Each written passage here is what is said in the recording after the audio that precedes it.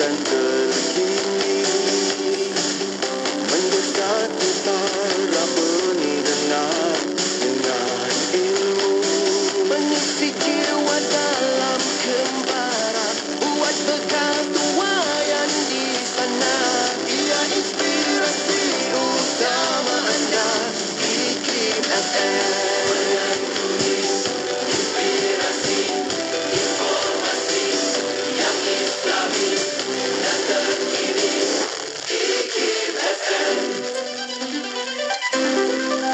Tak mendahului, tidak pula ketinggalan.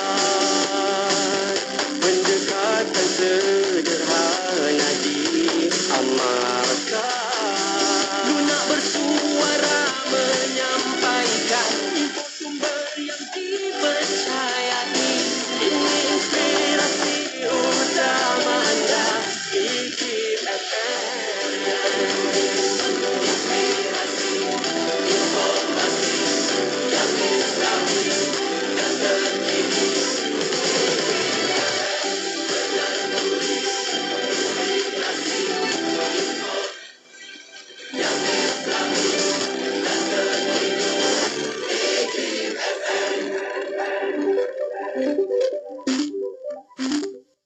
اللهم إن الضحى ضحاؤك والبهاء بهاؤك والجمال جمالك والقوة قوتك والقدرة والعصمة عصمتك.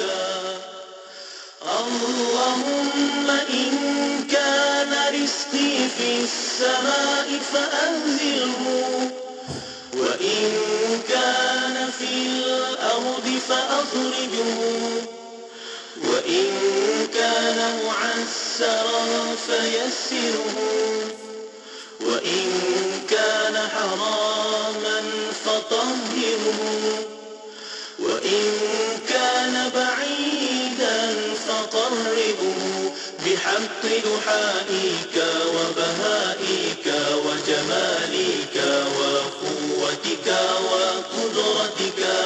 آتني ما أتيت من عبادك الصالحين. Ya Allah, sesungguhnya waktu duha itu duhamu, kecantikannya kecantikanmu, keindahannya keindahanmu, kekuatannya kekuatanmu, kekuasaannya kekuasaanmu, perlindungannya perlindunganmu. Ya Allah, jika rezeki masih di langit turunkanlah, jika di bumi keluarkanlah, jika sukan pemudahkanlah, jika haram sucikanlah, jika jauh dekatkanlah.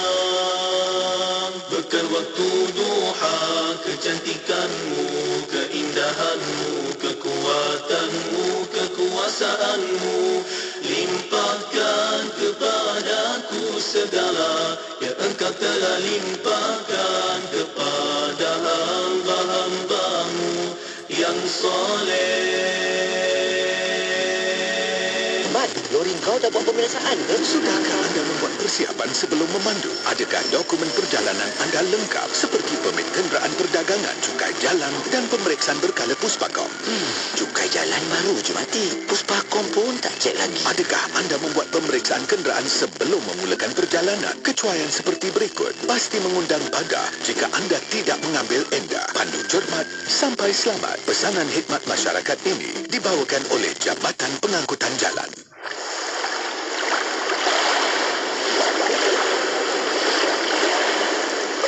Ya Latif, Ya Latif, Ya Latif, Ya Latif, Ya Latif, Ya Latif, Ya Latif, Ya Latif, Ya Latif, Ya Latif, Ya Latif, Ya Latif, Ya Latif, Ya Latif. Allahu latifun bi'ibadihi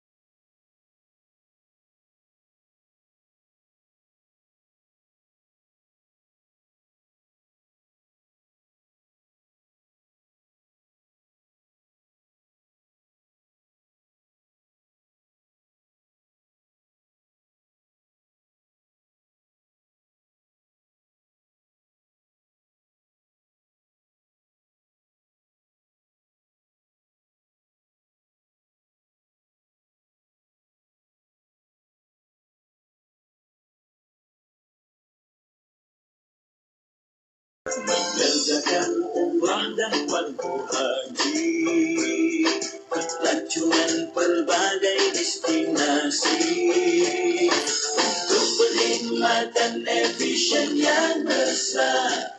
DH Travel untuk anda. Tabung Haji Travel, inspirasi anda sedunia.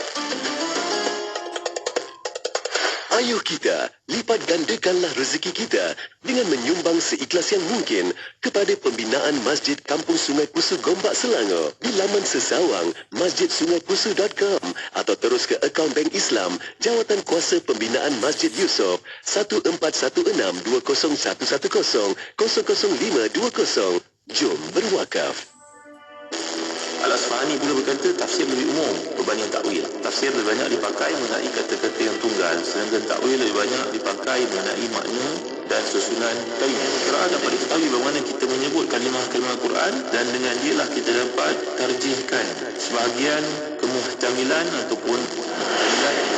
Ikuti rancangan Lembayung Al-Quran setiap Isnin hingga Jumaat pada pukul 6.30 pagi dan ulangannya pada pukul 8 malam bersama Yang Bahagia Datuk Dr. Haji Zahazan Muhammad. Lembayung Al-Quran, menyubur akal, mempertajam jiwa. Eksklusif hanya di IKIM FM, inspirasi utama anda.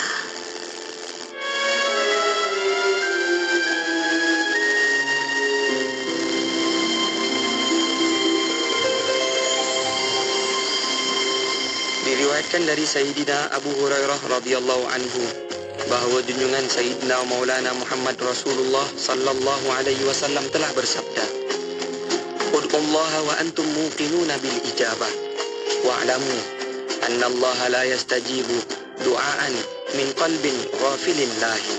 Mafhumnya, berdoalah kamu kepada Allah dalam keadaan kamu yakin doamu dimustajabkan, dan ketahuilah sesungguhnya Allah tidak memustajabkan doa dari hati yang leka dan lalai.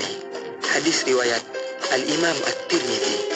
Diriwayatkan dari Ummul Mukminin Sayyidatna Aisyah radhiyallahu anha bahawa Sayyidina Rasulullah sallallahu alaihi wasallam berdoa, "Allahumma inni a'udzubika min fitnatin nari wa 'adzabin nar, wa min fitnatil qabri wa 'adzabil qabri, wa min syarri fitnatil ghina wa syarri fitnatil faqri, wa min syarri fitnatil masihid dajjal." Allahumma, sesungguhnya aku berlindung denganmu dari fitnah neraka dan azabnya. Aku berlindung denganmu dari fitnah kubur dan azabnya. Aku berlindung denganmu dari kejahatan fitnah kekayaan dan dari kejahatan fitnah kefakiran. Dan aku berlindung denganmu ya Allah dari kejahatan fitnah Al-Masihud Dajjal. Allahumma ghsil khatayaya bima'is salji wal baradi wa naqi qalbi minal khataya kama naqqaita ath-thawbal abyada minad danas wa ba'id baini wa baina khataya kama ba'adta bainal masyriqi wal maghrib.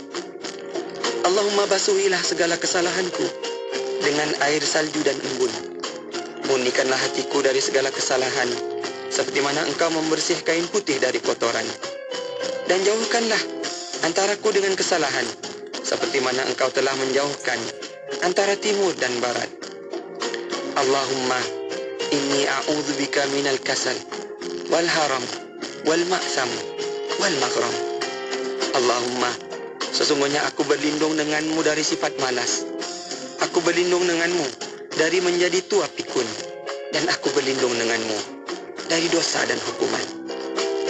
Hadis riwayat Al-Imam Ibnu Majah.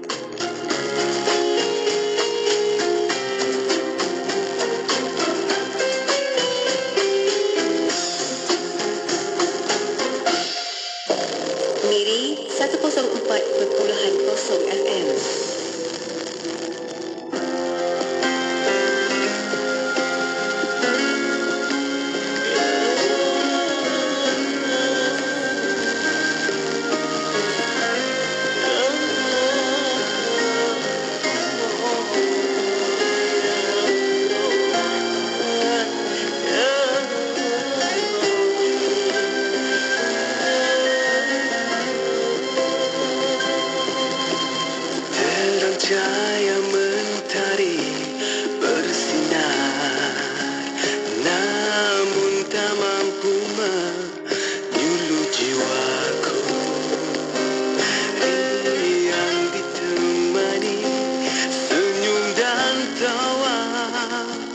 namun hati sunyi.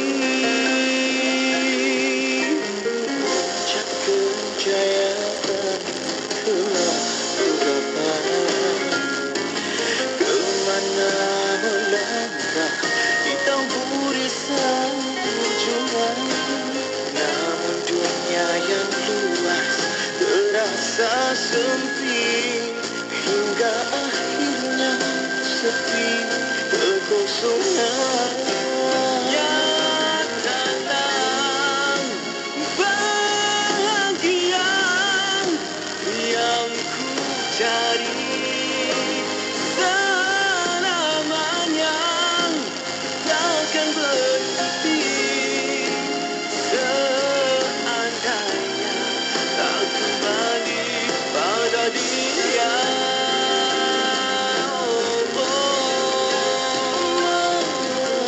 Isis air mata menzahirkan kehambaan.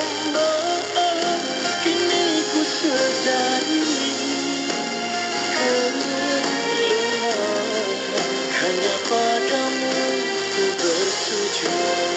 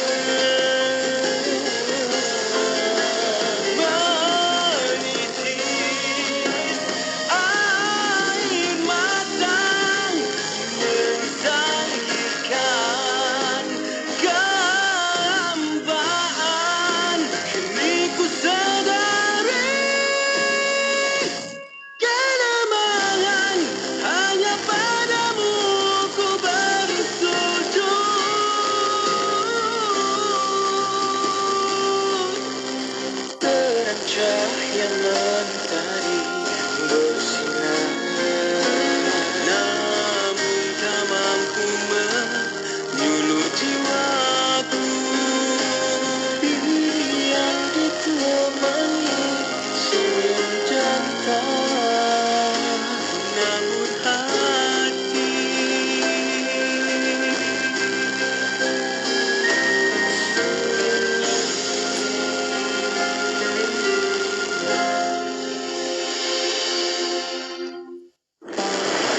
Nak dengar rancangan Santapan Jiwa untuk Kehidupan? Semuanya ada di IKIM FM.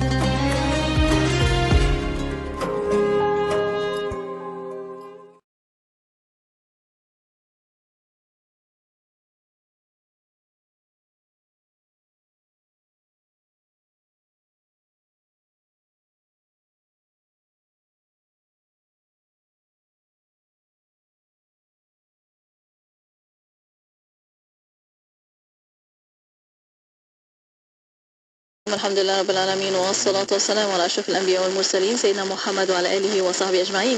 Assalamualaikum warahmatullahi taala wabarakatuh. Pada para pendengar yang masih setia bersama kami untuk waktu ini di Kembara Inspirasi IKIM FM, inspirasi utama anda. Untuk petang ini bersama saya Mona Jasman akan menemani anda sehingga jam 7 malam nanti. Dan untuk petang ini alhamdulillah hari Jumaat, salam Sayyidul Ayyam alaikum jami'an mustama'il kiram. Untuk petang ini setiap hari Jumaat kita akan bawa kepada anda rancangan Usrah Nurani. Dan bersama rancangan Usrah Nurani petang ini kita bawa secara langsung di FB Live dan juga di YouTube IKIM FM untuk tontonan anda. Ada perkongsian boleh hantarkan melalui WhatsApp konti 01129004 dan juga boleh tinggalkan di FB dan YouTube IKIM FM.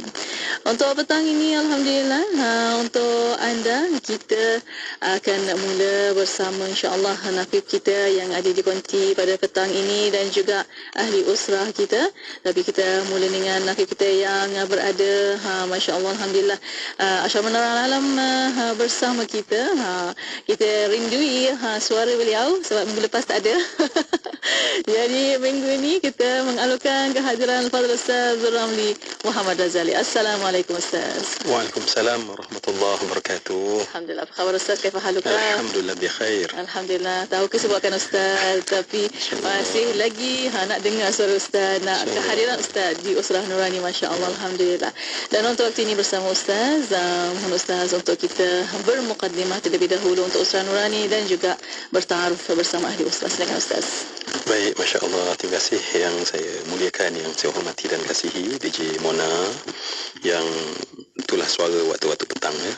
Bagi orang yang saya kira memilih kebenaran, memilih ketenangan insya-Allah ya, yang hakiki insya-Allah ya. Tahniah kepada rakan-rakan usrah yang memilih IKIM terutamanya kerana pasti kita nak duduk tetapi mendapat ilmu.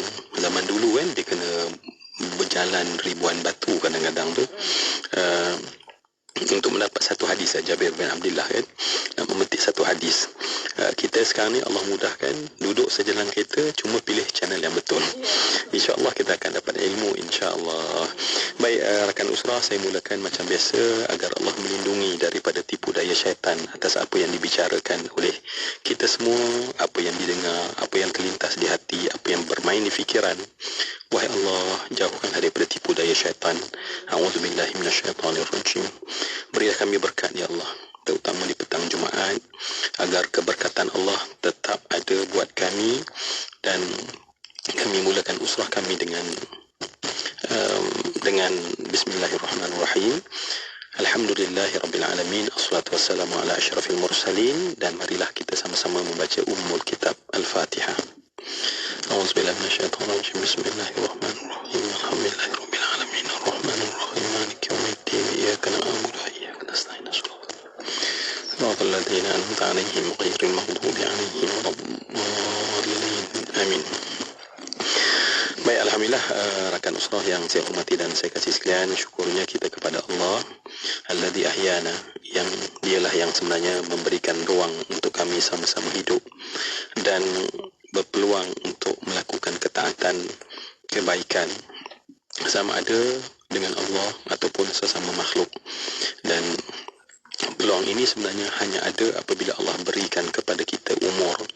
Sebab itu Imam Al-Ghazali berkata, umur kita lah modal, maka dengannya kita berurus niaga dengan Allah Subhanahu wa taala. Tanpa modal ini maka terhentilah sebarang urus niaga.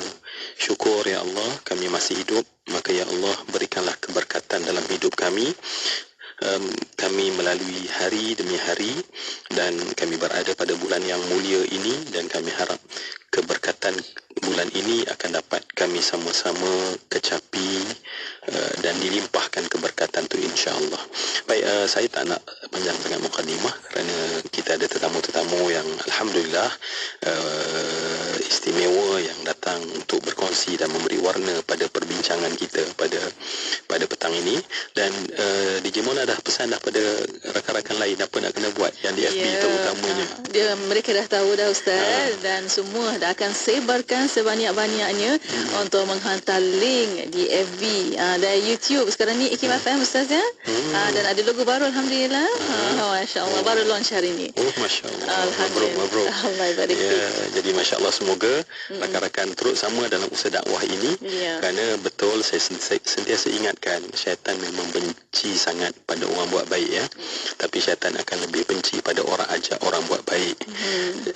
Nabi sangat suka kita buat baik, tetapi Nabi jauh lebih suka pada orang yang menyebarkan kebaikan itu insya-Allah. Jadi baik, pastinya nanti DJ Mona akan menyantuni juga, bukan kita-kita yang ada di sini.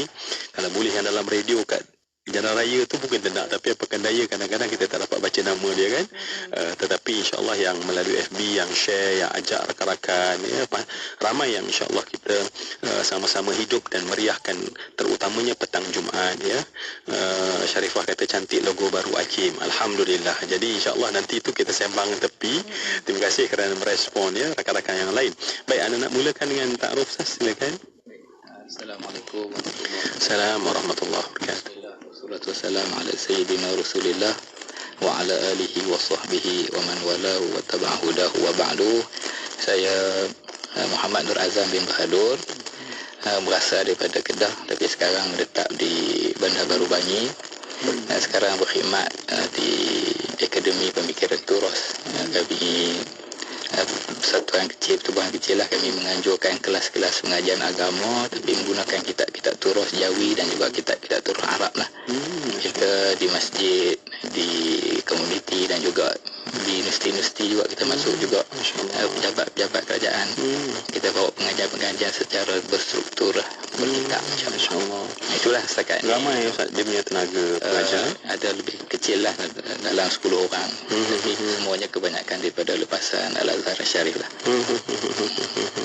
Pengajian tu di masjid? Kita ada di masjid, ada di premis kita juga. Di mana ada premis? Di mana? Di Ceras Jaya. Di Ceras Jaya. Oh, dekat tak jauh mana lagi. Kalau mungkin rakan-rakan yang mungkin nak tengok secara online, mungkin ada sebahagian yang kita buat online, ada kebanyakannya kita buat di Google Meet. Tapi yang live kita sedang susun balik semula. Jadi kalau yang buat di masjid kebiasaannya akan ada live dengan FB di masjid. Kalau mungkin rakan-rakan nak cari di internet boleh type Akademi Pemikiran Turas. Akademi Pemikiran Turas ya. Okey, Ustaz sebagai apa di sini? Sebagai pembantu mudir, pembantu pengarah. Siapa pengarah? Ustaz Ahmad Faiz. Ustaz Ahmad Faiz. Bawa sekali Ustaz Ahmad Faiz. Ustaz Ahmad Faiz. Dia telah sibuk ya. Sedang ada urusan di Mesir. Baik, alhamdulillah. Baik, ahlan Ustaz. Kerana betul ya. Sebab sesuatu kebenaran itu antara faktornya adalah dia mesti mempunyai tradisi. Sebab sesuatu yang tidak bersifat tradisi mungkin kelihatan cantik untuk satu masa tetapi tak boleh diuji dengan zaman. Jadi biasanya kitab-kitab turas, pengajian turas ini adalah kitab yang telah melepasi ratusan bahkan mungkin ribuan tahun.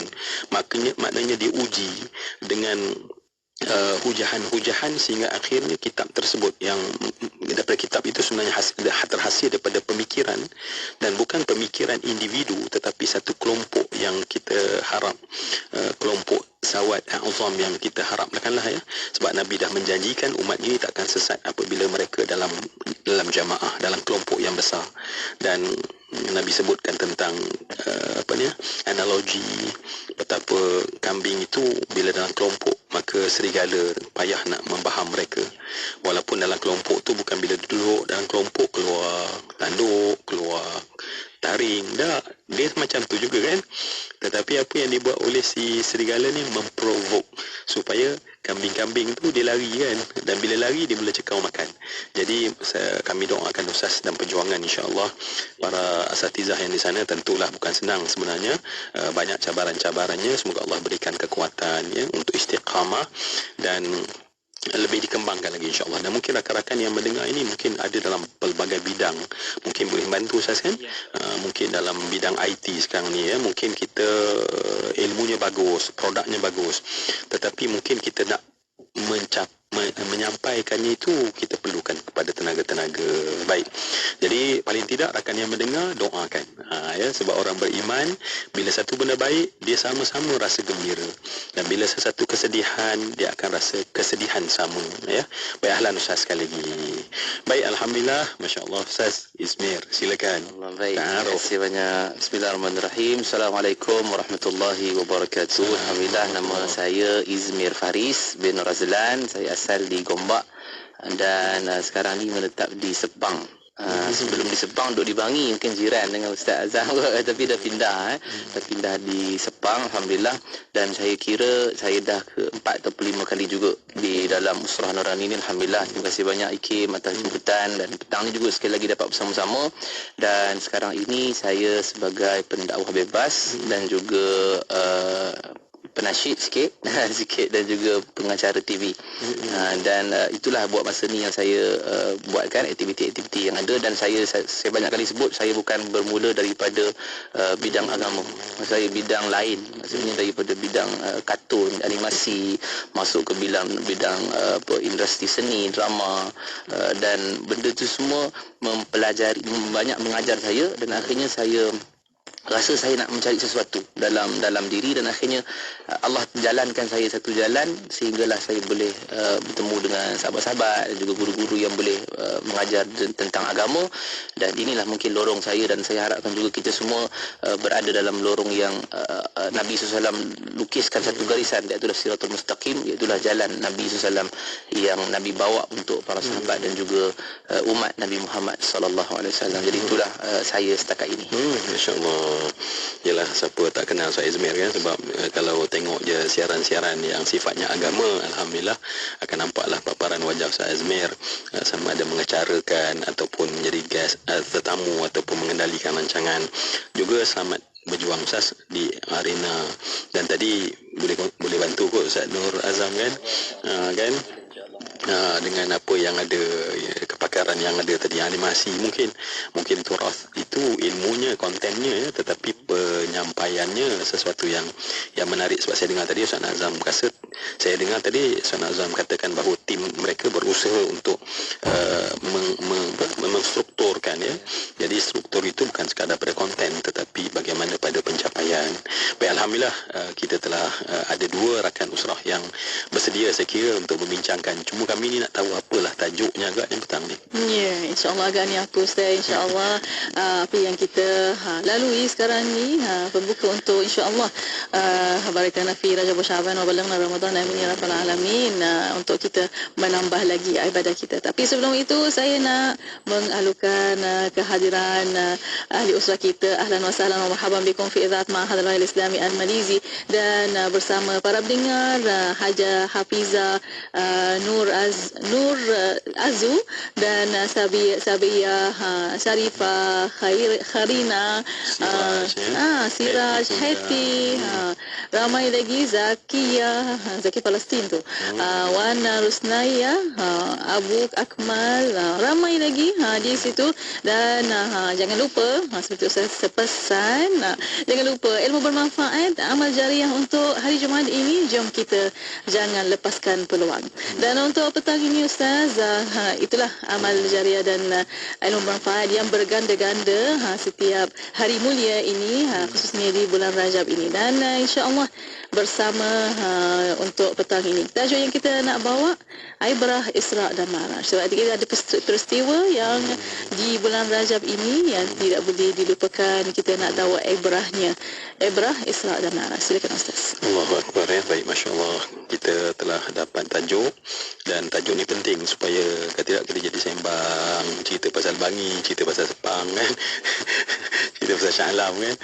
Tapi bila ada tajuk, insya-Allah rakan usrah, kita akan sama-sama fokuskan, dan saat fikiran kita memfokus, saat itulah hati kita bukakan.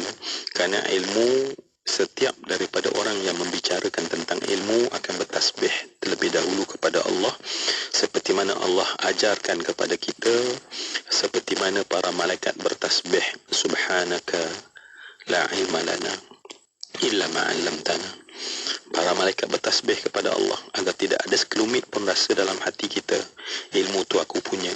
Ilmu itulah yang menyebabkan kemegahan dan kebesaran diri. Kerana kita tahu bahawa seperti juga kalau dalam Ad-Durrul Manthur kan, Imam Suyuti menyatakan bahawa para malaikat menyebut innal ilma minka walaka ya Allah. Ilmu ini daripada engkau ya Allah sepenuhnya, dan kami persembahkan kembali sepenuhnya balik pada engkau ya Allah dalam ketaatan kami insya-Allah. Baik rakan usrah, pastinya kita nak mendengar perkongsian tajuk Ibrah Isra wal Mi'raj. Sebagai permulaan kita sukalah DJ Mona kan apa? Ustaz Izmir lah kan? Ustaz Izmir. Suaranya sedap. Jadi, kena dengarkan juga lah Ustaz. Jadi bukan sekadar suaranya kan, tetapi halwa hati, kerana tak ada halwa yang lebih manis daripada Al-Quran insya-Allah. Silakan Ustaz. Baik, insya-Allah kita mulakan perbincangan kita ini dengan kita membaca surah Al-Isra insya-Allah. Ayat yang pertama yang saya kira popular lah. Memang setiap kali bulan Rejab cerita Isra Mi'raj, maka ayat inilah yang menjadi pegangan dan juga sandaran kita insya-Allah. Jadi sama-sama kita hayati bacaan surah Al-Isra ayat yang pertama insya-Allah. A'udzu billahi minasy syaithanir rajim. Bismillahirrahmanirrahim. Subhanalladzi asra bi'abdihi laylan minal masjidil haram ilal masjidil aqsa من المسجد الحرام إلى المسجد الأقصى الذي باركنا حوله لنريه من آياتنا إنه هو السميع البصير. Sadaqallahul azim.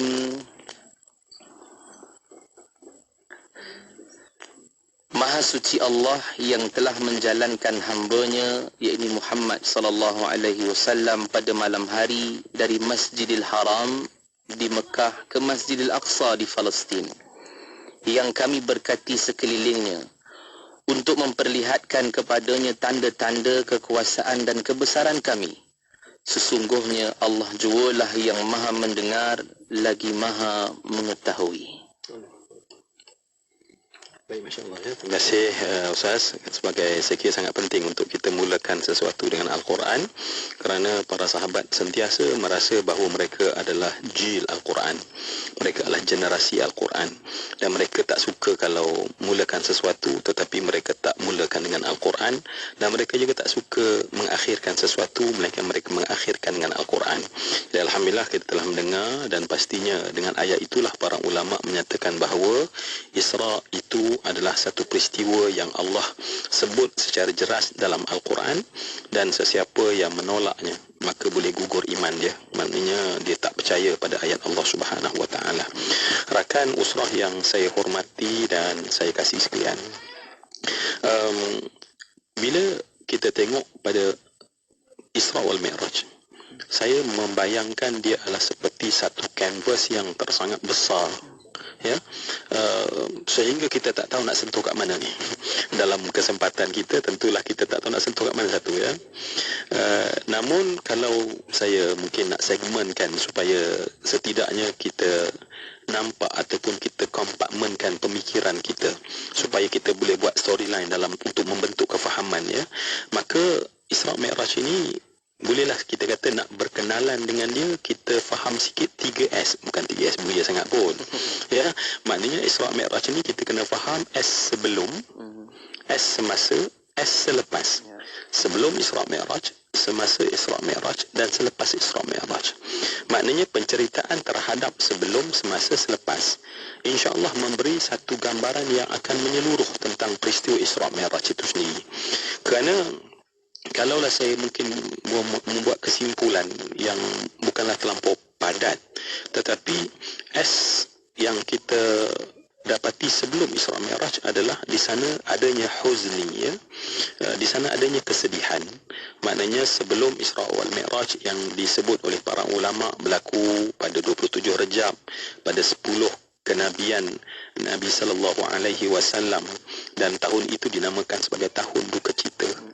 Dan betapa duka citanya Nabi sallallahu alaihi wasallam, mungkin pasti ini yang kita akan bincangkan mungkin.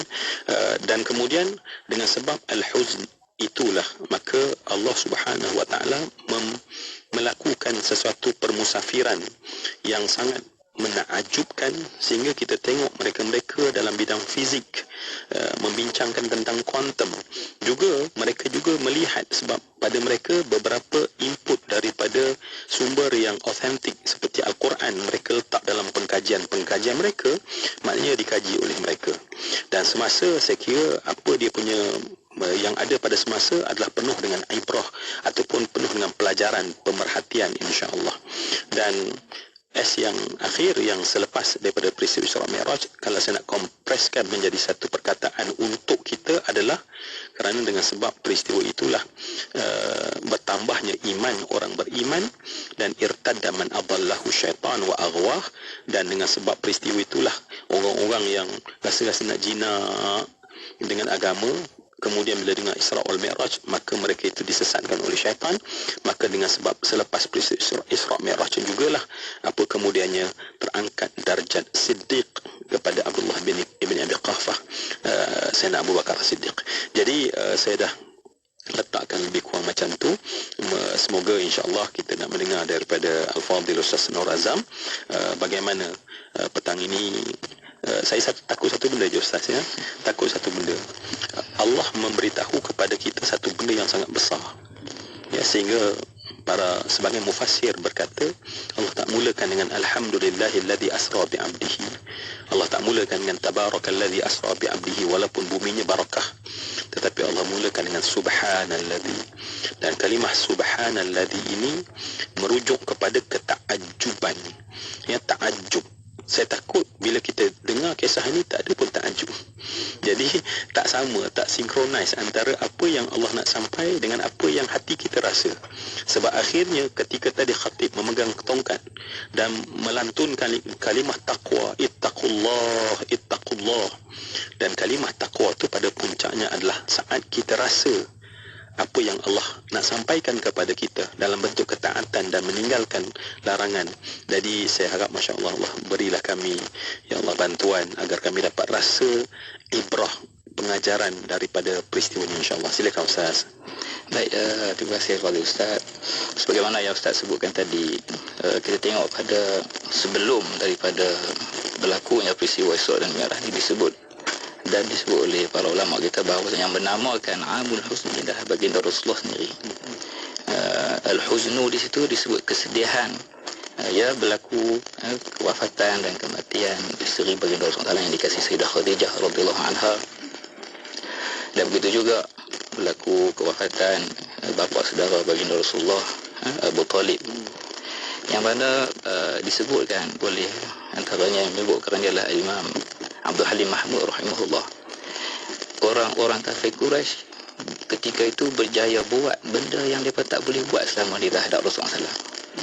Selagi kerana dengan adanya Sayyidina selagi mana berada adanya Sayyidah Khadijah dan juga bapa saudara Rasulullah Abu Talib, orang-orang kafir Quraisy ni kalau nak buat yang jahat pada Rasulullah pun ada limit dia. Dia tak berani nak buat lebih. Dan disebutkan sehingga apa yang dia perbuat ketika itu, sehingga dia boleh sampai taburkan tanah di atas kepala Rasulullah SAW. Maksud kita lempak tanah atas kepala Rasulullah SAW balik ke rumah puteri Rasulullah SAW yang bersihkan sehingga dalam keadaan menangis. Jadi itu yang disebutkan. Dan lepas pada itu, itulah ketika itu berlaku pula Rasulullah SAW bergerak ke Taif untuk melebarkan dakwah Rasulullah SAW, untuk mencari tempat yang bersedia menerima dakwah dari Rasulullah. Tetapi yang berlaku sebaliknya, mereka menyambut dengan bukan sekadar menolak, bahkan pembesar-pembesar di Taif ketika itu memanggil kanak-kanak, memanggil hamba-hamba abdi untuk membaling batu pada Rasulullah, melontar batu, dan Rasulullah disebutkan sehingga berdarah, mengalirnya darah daripada baginda Rasulullah itu sehingga basah kan tapak kaki baginda Rasulullah SAW. Itu situasi ketika itu sehingga kan sahabat yang mengiringi Rasulullah SAW itu di kepalanya itu pecah beberapa tempat sebab nak mempertahankan baginda Rasulullah SAW. Itu sikit sebanyak gambaran ketika sebelum dan sebagaimana disebut oleh Al-Fadhil Ustaz. Allah Ta'ala memulakan surah Al-Isra dengan menyebut Subhanallah. Memang kebiasaannya orang Arab apabila nak menyatakan sesuatu perkara yang ajaib, maksud ajaib itu perkara yang di luar kebiasaan adat kita, mereka akan memulakan dengan mengucapkan Subhanallah.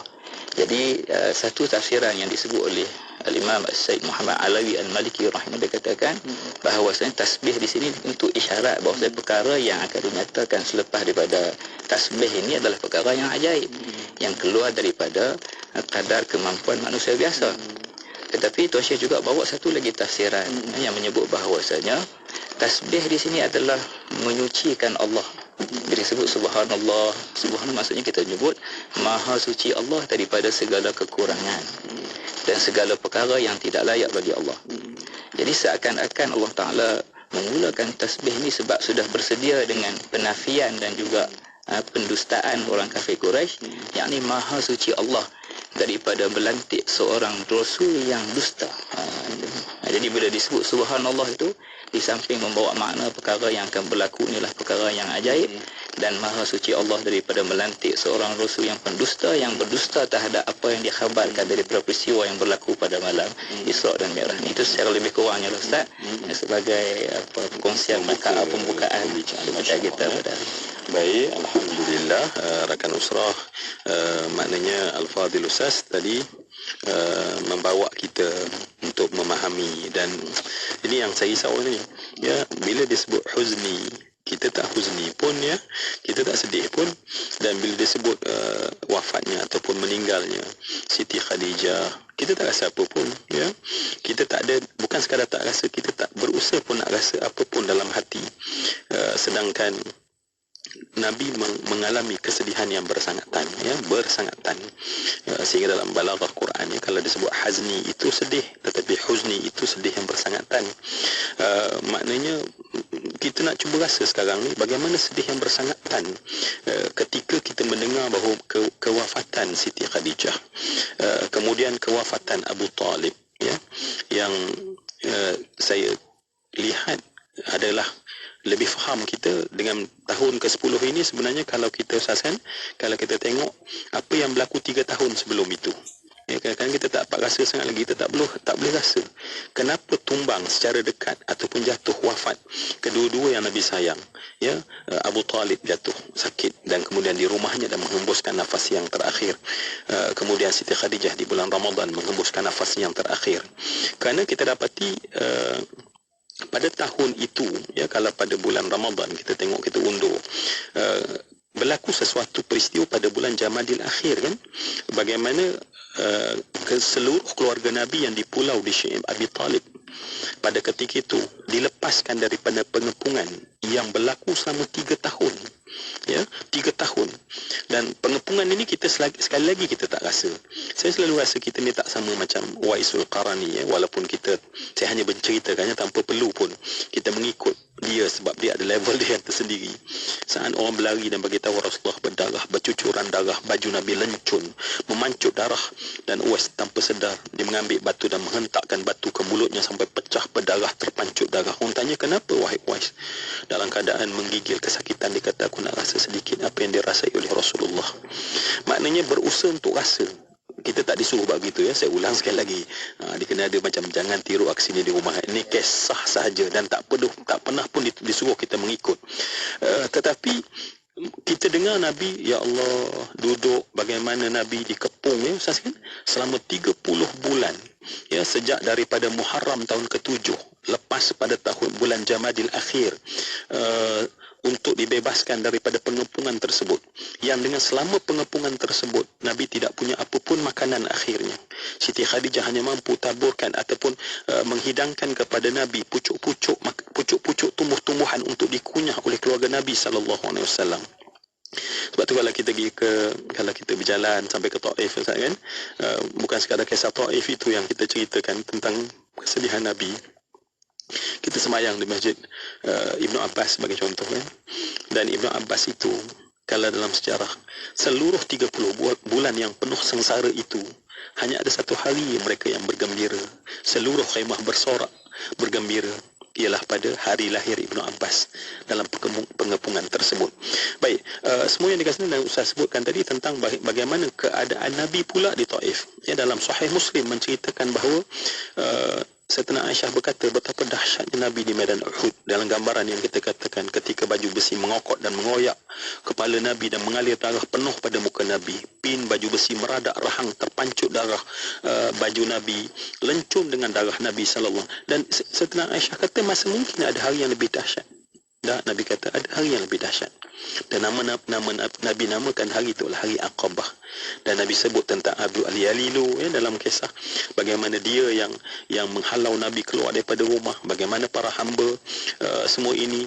Maknanya Nabi bukan sekadar kesedihan yang bersangatan, tetapi hadiah yang diterima oleh Nabi ketika Nabi ke Taif pada ketika itu. Dan semua gabungan ini Ustaz kan yang menyebabkan bahawa Masya Allah, Allah Subhanahu Wa Taala dalam bahasa kita pada hari ini, ketika seluruh pintu-pintu ditutup, pintu langit mula terbuka.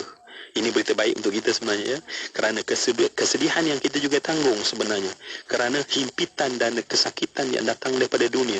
Sebenarnya Allah sedang membuka pintu langit untuk kita mula menoleh, dan kemudian saat itu kita mula merintih dan bercakap pada Allah.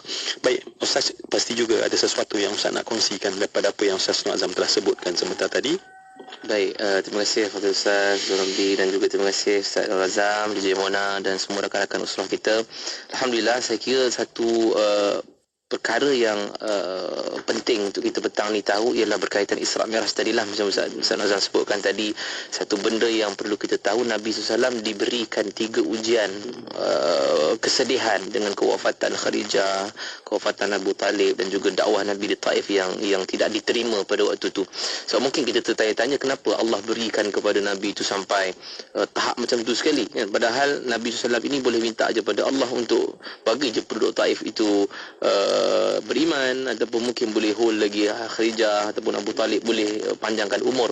Tapi itu sebenarnya adalah isyarat bagi kita umat Nabi Muhammad SAW.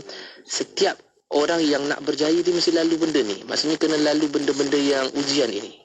Usri, maknanya kesusahan. Sebab dalam keadaan kita tahu 3 tahun kemudiannya baru berlaku peristiwa hijratul Rasul sallallahu alaihi wasallam. Dan kalau kita katakan bahawa Nabi SAW turun daripada Isra' Mi'raj, bila selepas habis daripada Isra' Mi'raj, peristiwa Isra' Mi'raj itu sendiri adalah cerita tentang menggembirakan hati Nabi. Tapi kalau kita fikir balik, macam mana gembira pula Nabi balik, kemudian Nabi dihentam lagi teruk oleh orang-orang kafir Quraisy. Ada yang Islam kemudian murtad, kemudian dengan sebab Abu Bakar As-Siddiq mereka beriman kembali. Rupanya itu adalah satu benda yang Allah nak tapis orang yang betul-betul beriman untuk nak berhijrah ke Madinah selepas daripada pasca Isra' Mi'raj tersebut. Tapi kalau kita tengok balik, setiap orang yang betul hampir dengan Allah Subhanahu Wa Taala, maka dia memang ujiannya agak berat. Macam kita katakan bahawa orang tu dia ada level dia masing-masing. Kita pun tengok ujian tersebut berat. Tapi bagi orang yang lalui mungkin mudahlah bagi dia kan, pasal dia dekat dengan Allah. La yukallifullahu nafsan illa wus'aha. Allah ni tidak meletakkan bebanan pada mereka yang memang Allah tahu. Allah tahu mereka mampu untuk menanggung bebanan tersebut. Jadi bila sebut tentang hari kesedihan Nabi SAW, tahun kesedihan itu menunjukkan bahawa isyarat bagi kita, bagi orang-orang yang dalam keadaan dia nak berjaya, ada ujian, mesti ada ujian, dan caranya adalah untuk kita bersabar dengan ujian-ujian yang Allah bagi, akan datang kejayaan selepas daripada itu. Ya, seolah-olah macam satu peraturan yang kita kena faham ya, bahawa untuk berjaya kita kena melalui satu proses yang namanya ujian.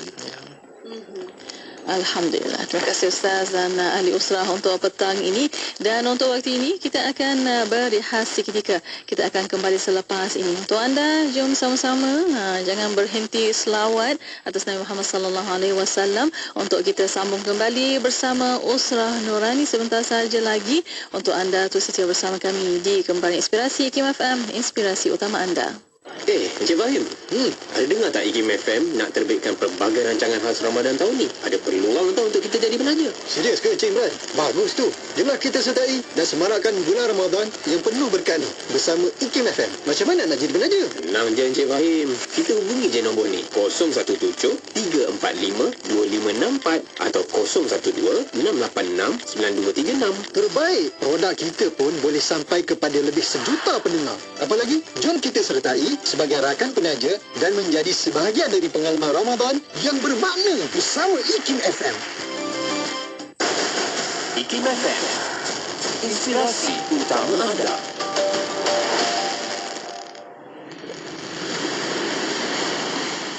أصبحنا وأصبح الملك لله والحمد لله لا شريك له لا إله إلا هو وإليه النشور أصبحنا وأصبح الملك لله والحمد لله لا شريك له لا إله إلا هو وإليه النشور أصبحنا وأصبح الملك لله والحمد لله لا شريك له لا إله إلا هو وإليه النشور Sesungguhnya kami terjaga dengan kerajaan ini seluruhnya adalah milik Allah. Dan segala puji bagi Allah, tiada sekutu baginya, tiada Tuhan selain Dia, dan kepadanya kami akan dibangkitkan. Walhamdulillahi la syarika lah, la ilaha illahu wa ilaihin nusyur. Ikuti kami di podcast web podcast.ikim.my.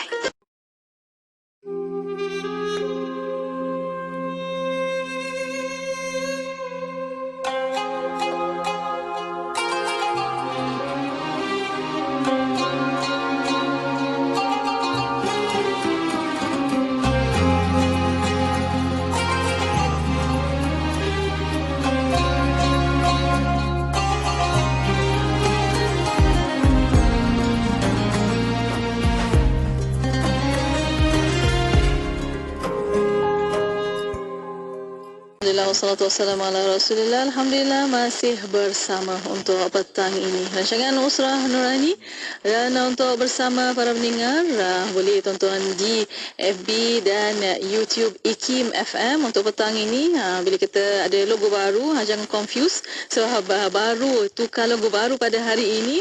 Itulah IKIM FM juga, radio IKIM juga yang memancarkan, boleh nampak di FB live pada petang ini. Dan untuk waktu ini Alhamdulillah masih bersama Al-Fadhil Ustaz Ramli Muhammad Razali sebagai nakib untuk petang ini, bersama ahli usrah Ustaz Muhammad Nur Azam bin Bahadur, penolong pengarah Akademi Pemikiran Turath APT, dan juga bersama Ustaz Izmir Faris bin Nur Azlan, pendakwa bebas dan penasyid. Untuk petang ini Alhamdulillah bercakap tentang ibrah Isra dan Mi'raj. Untuk bersama para pendengar, jangan lupa untuk anda share sebanyak-banyaknya untuk kita dapat manfaat bersama ilmu yang terus di syasha anda untuk skrin anda insya-Allah pada petang ini. Untuk bersama para pendengar dan Ustaz Ibrah Isra dan Mi'raj, silakan. Allahu Rabbi, ya. Semua setuju bahawa sebenarnya peristiwa ini sangat agung, dan kita doa pada Allah Subhanahu Wa Taala, ya Allah, dalam pertemuan kami, usrah kami pada petang ini, kami mendapat sesuatu yang Engkau berikan kepada kami semua. Jadi kita cuba nak melihat sebelum, dan tadi Al-Fadhil Ustaz Nur Azam bawa kita kepada betapa duka citanya Nabi sallallahu alaihi wasallam, dan kita nak tengok mungkin semasa dan mungkin selepas. Kalau selepas tadi Ustaz Izmir pun dah katakan bahawa hujan itu disebabkan ada di kalangan orang-orang yang dah mula jinak kepada agama, sebab dengan teruknya pergepungan selama 30 bulan tersebut, banyak kabilah yang telah datang kepada Nabi tetapi atas dasar simpati di atas teruknya apa yang ditanggung oleh keluarga Nabi. Namun datang pula Isra Mi'raj dan akhirnya mereka mengambil keputusan, kata yalah memang kami simpatikan kau, tapi bawalah cerita, janganlah sampai tak masuk akal, ya.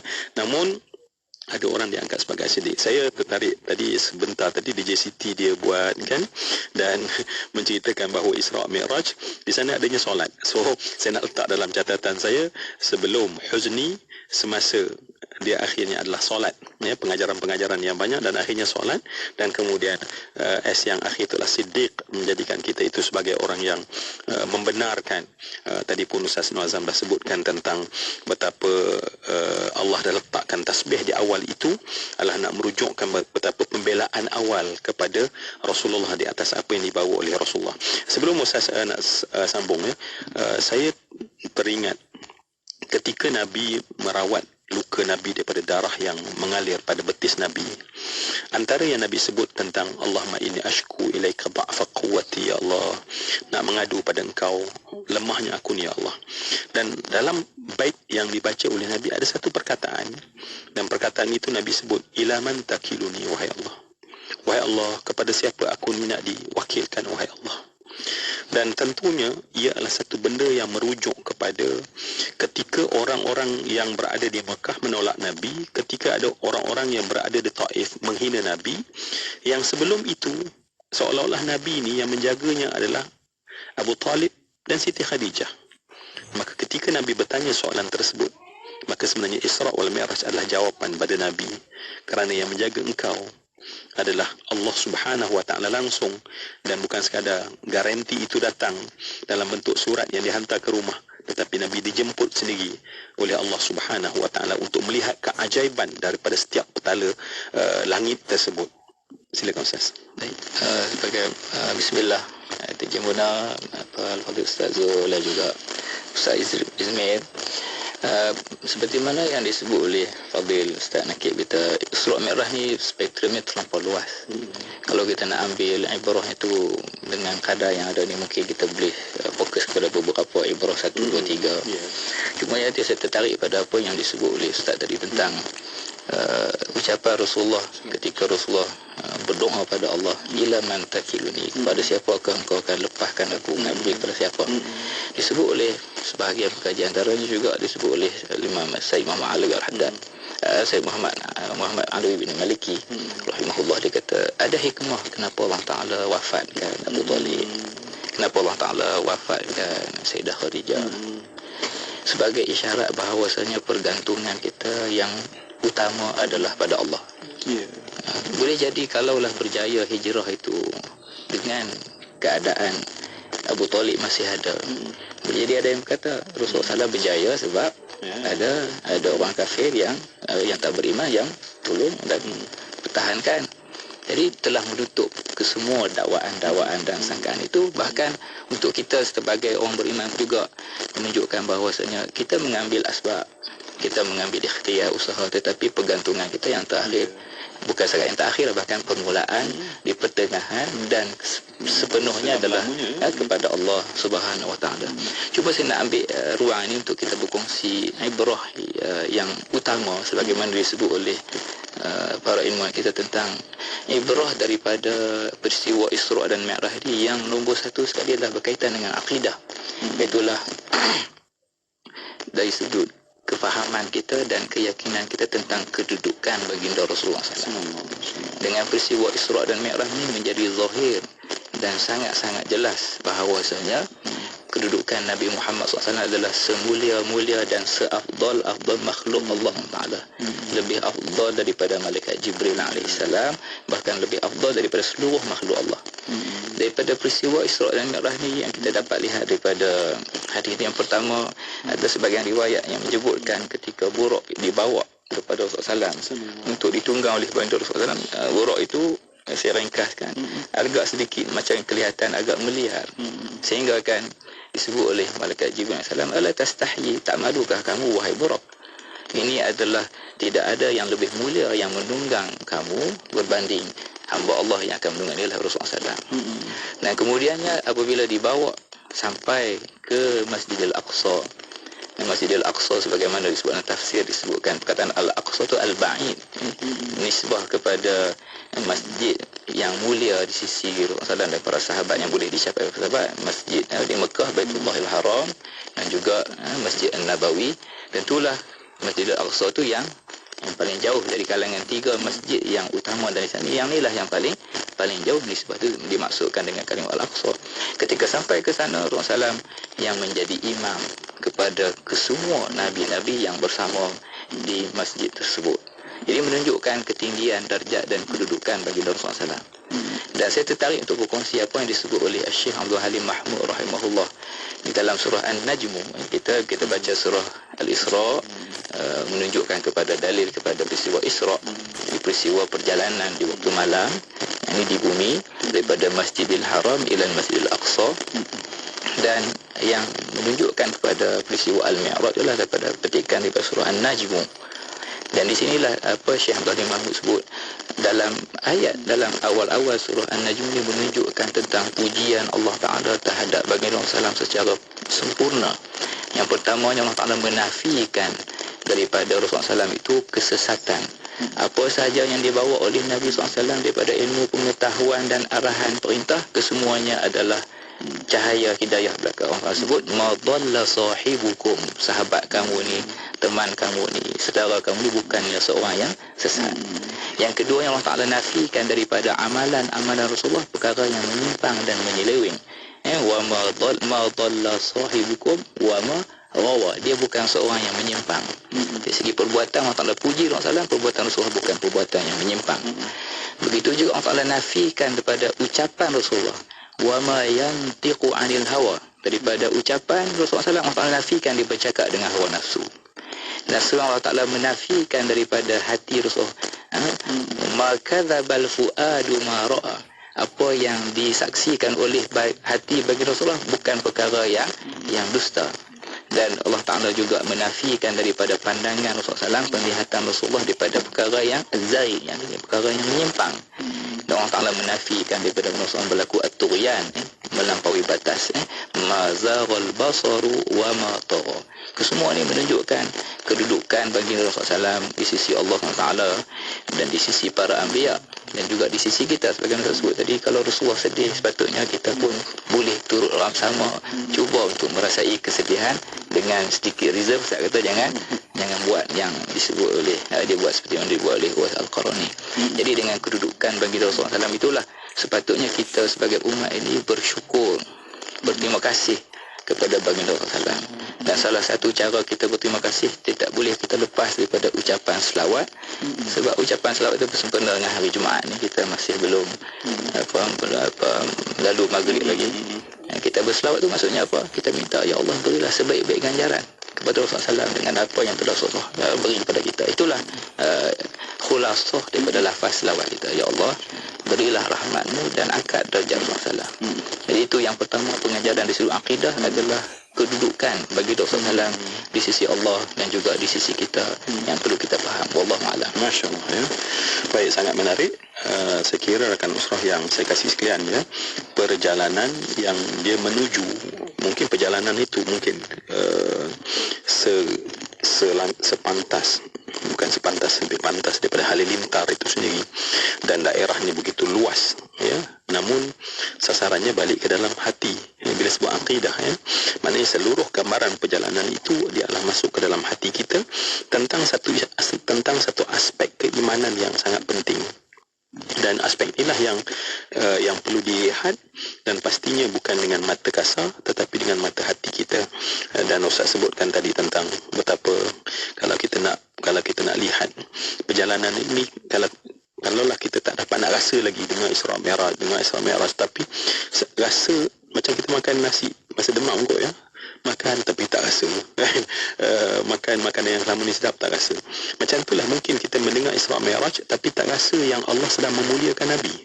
Ya, tak rasa dalam hati kita. Kisah tu hebat tapi dalam hati kita tak rasa pun mulia pada Nabi.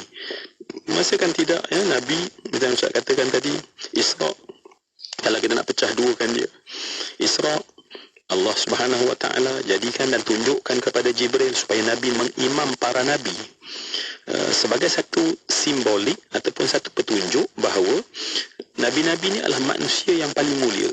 Ya, kalau nama manusia, makhluk Allah, satu juzuk makhluk Allah namanya manusia. Dan manusia paling mulia adalah Nabi-Nabi. Tak ada orang yang lebih mulia pada Nabi. Tak ada siapa pun akan usrah kata, ni mulia lagi pada Nabi. Siapa sebutlah seorang Nabi. Tak ada. Tetapi sebegitu Nabi-Nabi yang mulia, bila Nabi ditunjuk menjadi imam, maknanya Nabi itu lebih mulia daripada seluruh Nabi-Nabi, dan Nabi itu mulia pada seluruh manusia. Namun bila sampai ke Mi'raj, yang tadi Ustaz katakan, sekarang kita lompat kepada surah An-Najm. Ya, kalau tadi dalam surah Al-Isra hanya sebuah gambaran perjalanan kalau segi makna Isra itu sendiri kan, tetapi An-Najm telah tentang ketinggian bintang-bintang yang ada. Maka ketika itu sampai ke Sidratul Muntaha, dan saat itu Jibril menyebut kepada Nabi, aku tidak boleh melepasi satu batas. Artinya kalaulah di luar batas makhluk lain, malaikat yang disebut muqarrabin, namun malaikat muqarrabin sampai satu tahap berkata pada Nabi, aku tidak boleh melepasi batas ini. Nak beritahu kepada kita, mesej yang disampaikan ulama kepada kita, betapa tingginya Nabi, lebih tinggi daripada Jibril itu sendiri, lebih tinggi daripada Jibril yang disebut sebagai malaikat muqarrabin. Ni yang anak risau dia, Ustaz. Takut dengar tapi tak rasa lagi hebatnya Nabi. Dan kerana itu Ustaz sebutkan tadi, dengan semua pujian Allah yang tentang dibagi tentang tak sesatnya Nabi, apa dia buat, apa yang Nabi bicarakan, apa yang berlalu dalam diri Nabi, apa yang dilihat dan didengar oleh Nabi, semua itu diberi pujian oleh Allah. Saya takut rasa kita tak sampai untuk kita cakap pada petang ni, wahai Allah, syukurnya aku menjadi umat Rasulullah. Ya Allah, terima kasihnya ya Allah, aku ini tiba-tiba terpilih menjadi umat kepada Rasulullah, dan lebatlah selawat salam kita ke atas imam besar Nabi Muhammad. Baik, Ustaz Izmir, silakan Ustaz nak mula macam mana? Biasa DJ Mona dia ada request tu kan? Boleh. Sebelum Ustaz nak share apa benda, mungkin tolong. Saya ingat sebelum kita nak kongsikan sikit berkaitan dengan Ustaz sebutkan tadi, semasa perjalanan tersebut, saya nak bawakan satu zikir yang memang biar kita rasa sikitlah bahawa Allah yang ada dalam hati kita. Saya nak bawa zikir Hasbi Rabbi, Ustaz. So maksudnya kalau kita zikir Hasbi Rabbi Jalallah ni, boleh kita rasakan bahawa Allah saja dalam hati kita, sebagaimana Nabi betul-betul mengharapkan kepada Allah pada waktu tahun ke-10 kenabian berlakunya, tahun kesedihan dan juga Isra dan Mi'raj itu, insyaAllah. Jadi sama-sama kita hayati zikir ini, dan yang tengah memandu boleh sama-sama zikir sama saya, insyaAllah. Hasbi Rabbi Jalla Allah, ma fi qalbi ghairullah, Nur Muhammad sallallahu, la ilaha illallah, hasbi Rabbi Jalla Allah, ma fi qalbi ghairullah,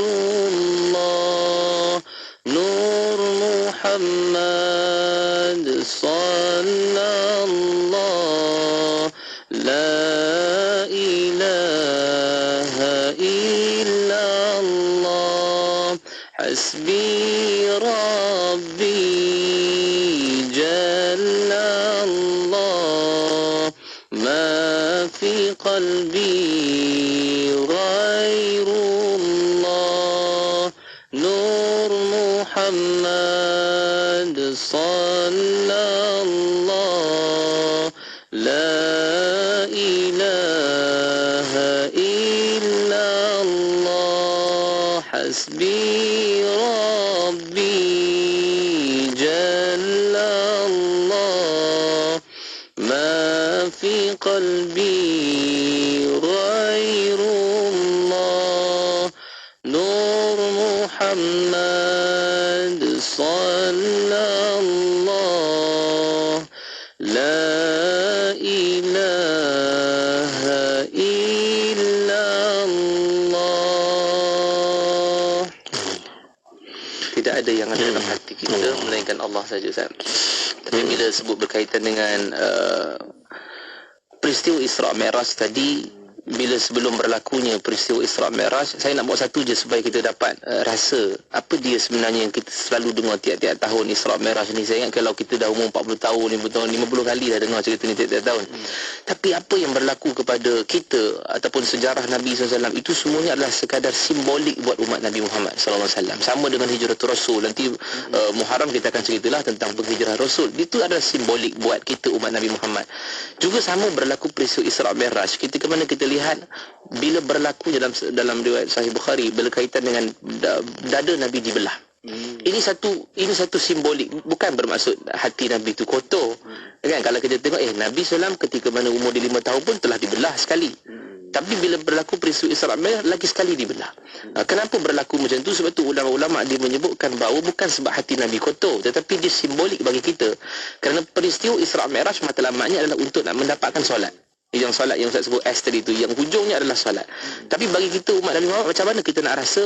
Rasanya adalah ketika mana kita nak solat itu tidak boleh hati kita kotor. Sebab bila hati kita kotor, kesan daripada solat yang kita buat tu dia tidak akan ada. Ini mungkin Ibrahim kita boleh ambil. Sebab Allah sendiri sebut dalam Quran, Inna salata tanha 'anil fahsya'i wal munkar. Solat itu mencegah kita daripada perbuatan keji dan munkar. Tapi kenapa masih lagi ada orang yang solat tapi masih lagi buat maksiat, masih lagi mengumpat, masih lagi mencuri, macam-macam. Sebab apa? Something wrong dengan solat dia ataupun diri dia sendiri itu. Dan sebab itu kalau kita tengok isyarat yang menunjukkan Nabi SAW dibelah dada itu ialah menunjukkan bahawa sebelum kita nak bertemu dengan Allah untuk solat tu sendiri, maka cubalah perbaiki hati kita daripada sifat-sifat mazmumah tu, buang dulu. Mana kadang kita dalam solat pun kita ada dengki, kadang dengki dengan orang sebelah, dengki kalau muslimat, dengki orang sebelah beli telekong baru, kadang makmum dengan imam pun dia dengki, Ustaz. Imam baca panjang dia dengki, tapi sekarang ni masa panjang kan, maksudnya masa dah lewat, selalunya memang imam diminta untuk habis awal. Sebut semua kan. Tapi bila sebut berkaitan dengan hati, dia ada kaitan dengan peristiwa Isra' Mi'raj. Itu bila Allah sebut dalam surah Al-A'la tu kan, dalam qad aflaha man tazakka wa dzakara isma rabbih fasalla. Allah kata dalam keadaan beruntunglah orang-orang yang menyucikan hati. Walaupun dalam tafsir sebutkan tu syirik, tetapi menyucikan ini, tazakka ini Allah sebut dahulu, baru Allah sebut di hujungnya wa dzakara isma rabbih fasalla. Fasalla tu di hujung. Tapi bukanlah maksudnya saya tak nak solat lah Ustaz pasal saya hati kotor. Bukan, maksudnya dia mesti kena solat juga. Sebab bila dia solat itulah yang akan mencorakkan hati dia bagaimana, dan terus solat dan terus solat dan terus solat. Dan matlamat sebenarnya Isra' Mi'raj itu adalah untuk memang membersihkan hati orang yang bersolat itu. Sebab itulah Allah biarkan Nabi SAW itu diperjalankan. Sebab sebelum daripada ini memang Jibril alaihissalam yang menghantarkan wahyu. Tapi kenapa bila wahyu solat ini Allah mempergerakkan Nabi tidak melalui perantaraan Jibril? Sebab solat itu adalah connection kita dengan Allah Subhanahu Wa Taala. Tidak ada perantaraan dengan mana-mana makhluk, melainkan kita sendiri yang mesti connection dan hubungan kita dengan Allah. Itulah yang perlu dijaga. Wallahu a'lam. Allah Akbar ya. Saya kira akan usrah yang saya kazilan, patutlah Nabi Allah Ibrahim gelarannya Khalilullah ya. Khalil maknanya masya-Allah yang sangat rapat dengan Allah. Doanya yang dipanjat sehingga orang rakamkan dalam Al-Quran adalah Rabbi ja'alni muqimas salah. Wahai Allah, jadikan aku ini orang yang muqim as-salah. Ya, jadikanlah aku ni orang yang dirikan solat. Kita pun tak pernah doa. Kita ni yang tak Khalil ni pun tak pernah doa sebab aku dah solat. Aku dah solat, kenapa nak perlu minta doa lagi supaya aku ni jadi daripada orang yang mendirikan solat ya. Dan kemudian wa min dzurriyyati, dan daripada zuriatku ya Allah ya. Tadi Ustaz saya Izmir dah bawakan kepada kita betapa solat itu hakikatnya adalah satu syariat, itu kita terima. Namun di sebaliknya itu ada begitu banyak rahsia-rahsia yang lain, di antaranya adalah soal penyucian ya. Sebab itulah muqaddimah ya, perjalanan Nabi itu adalah dibelah dadanya. Itu muqaddimahnya. Kisah dalam hadis kita tengok bagaimana Hanif, Nabi di Hanif dan segala macam, Nabi dibawa keluar sampailah dekat Zamzam. Baik, semua itu akan usrah yang dikasihkan, maknanya adalah soal penyucian hati, penyucian hati, penyucian hati. Dan sebab itulah solat kita dimulakan dengan wuduk, tak boleh main langgar masuk saja kan.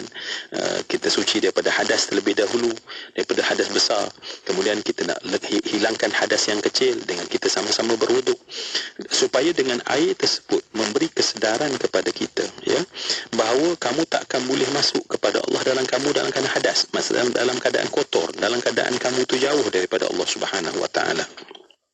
Dan Di sini juga sesuatu yang berlaku pada kita. Kita selalu melihat signal tetapi tak faham makna signal kan. Kita tengok warna merah ketika traffic light, kita pun kagum dengan lampu dia, cantik pula merah tu kan. Tengok pula warna hijau, cantik pula warna hijau. Warna kuning, dah bukan warna kuning itu kamu kena fikir. Bila kamu nampak hijau, kamu kena berhenti. Kamu nampak hijau, nampak merah, kamu kena berhenti. Sebab memang di Jemona, sebab dia biasa kat Mesir kan. Kat Mesir kadang merah hijau dia tak perasan. Melanggar je kan, kat sini tak kan. Tapi kita tak faham. Maksudnya dalam ada sebahagian yang meriwayatkan tentang hadis kursi Allah menyebutkan ajib tu, aku hairan pada mereka yang yatuhuru bil ma ghairu tahirin fil qalb, yang membersihkan dengan air tetapi tak bersih pun hati mereka. Maknanya pembersihan tadi kita tak nampak bahawa solat ini pembersihan hati. Alangkah indah kalau bermula solat maghrib ni kita dah mula cakap pada diri sendiri, solat ini adalah untuk aku memproses diri aku. Dan benda yang sama Ustaz kan, apabila dalam Isra' Mi'raj ada dua kalimah masjid, minal masjidil haram ilal masjidil aqsa. Ada dua masjid.